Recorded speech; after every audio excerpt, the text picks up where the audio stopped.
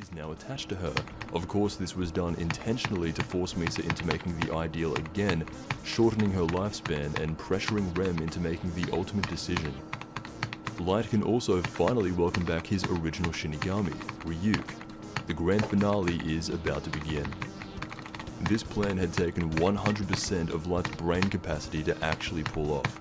This was him stress tested to the absolute limit, directly stating that before his confinement he had spent every waking second thinking about each possible scenario and how to deal with them if they were to arise, and the current scenario that he is in is a good one for him that is manageable.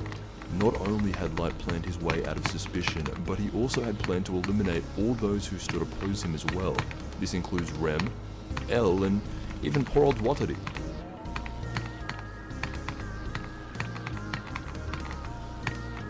Chapter 57. Two Choices.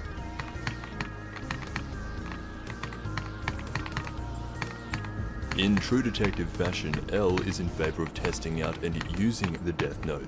This brings up an interesting talking point on what if it was L that received the Death Note at the start of the story instead of Light. We've been comparing how similar these two are throughout the narrative, so would it be too much of a stretch to say L would end up similar to Light? Although his reasons for wanting to test it out here are simply to scrutinize the limits of what can actually be done, namely the 13-day rule.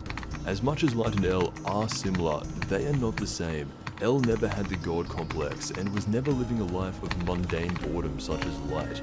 He was already out there solving cases long before the Kyoto case, and so if he was ever put in a position similar to Light at the start of chapter 1, L would without a doubt show interest in the Death Note, but it's hard to believe that he would hide it away and use it for his own malicious reasons. This chapter goes into a small amount, only a small bit, of how I would interpret L's usage of the Death Note to really be outside of the Kira case. Simply find a criminal who is already sentenced to death and arrange with a world leader who is willing to comply to end their life with the Death Note to test its legitimacy, see that it's actually real, and then, most likely, L keeps it or destroys it. For as similar as their deductive analysis is, L does not fall down the same path as Light in that regard, and would probably be one of the only humans I would feel confident in breaking the curse of the Death Note, bringing its user endless misfortune. The killing of criminals begins again as soon as one day after Light had just spoken with Misa. This was intentionally done to force L into suspecting Misa and in turn capturing the second notebook. Light purposely puts Misa in danger of L himself in the knowledge of how he anticipates those around him to act. He didn't want L to simply run off with the notebook because then he would be stuck with Rem following him around. Not only would that be annoying, but it's also a dead giveaway. Light knew Misa would become a suspect if the killing of criminals started happening directly after he was spotted having a conversation with her. It's a bit strange, this was L's custom pre-built building designed specifically for the Kira case, where he knew he would be working directly with the man who he suspected to be Kira the most. I don't know why he wouldn't choose to have audio devices installed everywhere, constantly monitoring everything, but he doesn't. This allows Light to speak freely with Misa about his grand ideas of making the new world together with no bad people, essentially lying to her to make her comply on demand. Of course, this is a big part of Misa's character, and so within one day, she followed the instructions and a mass amount of criminals dropped dead of heart attacks, clear for L to see. So the task force do notice that L is still fixated on Misa Amane as being a suspect, even after they had all gone down to farewell her. This is one of the biggest downfalls that L has. Working with people like Aizawa and Light's father who haven't the slightest clue what's going on, they are constantly hindering his ability to get anything close to constructive done. The 13-day rule was all the evidence they needed.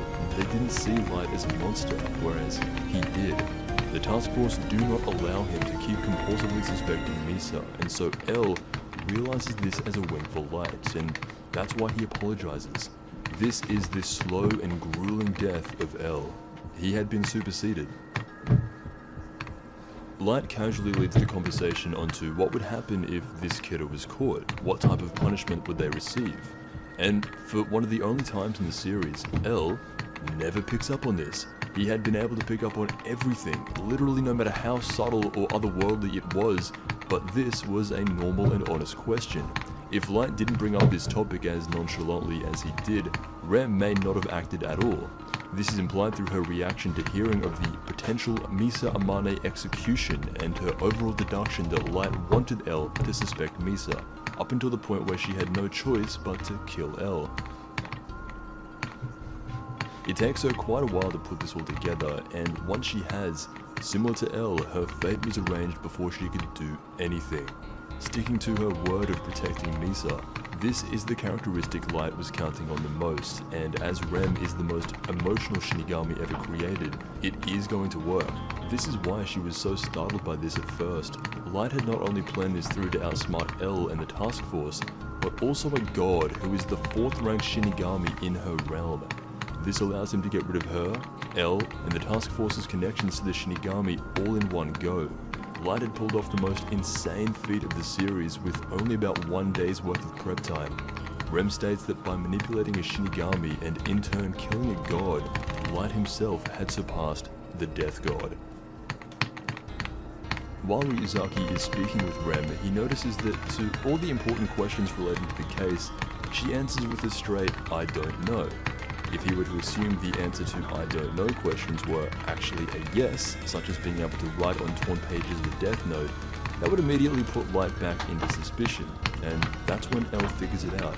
All this time, Light could have been writing on a piece of the Death Note in that bag of potato chips while under surveillance, or even while Higuchi had been captured.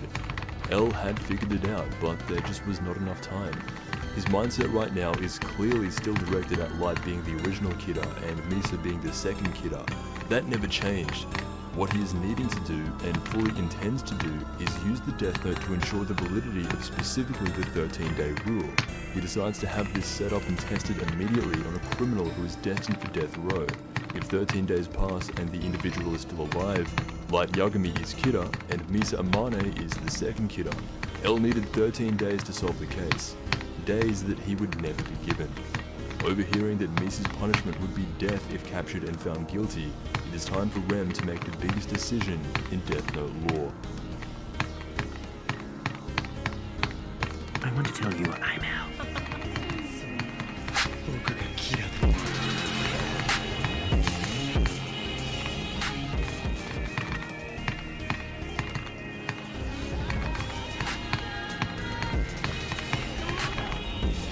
Chapter 58, Feelings Within.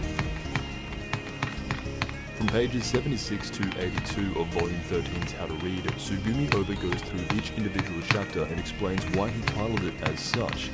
This chapter is titled Feelings Within and covers the death of Elle and the victory of Light, ending the story of Death Note for a lot of readers. He explained the title's reasoning as Feelings Within partly refer to Light's feelings, but mostly to Elle's final inner monologue. I'm often asked what Elle was trying to say when he died, but I dodged the question by saying that Death Note is about readers coming to their own conclusions. The adaptation of the anime adds an exclusive scene that was not present in the original work, and it's one of the most fascinating additions that either makes the narrative easier to understand or more complicated depending on how you interpret Light and Elle's relationship.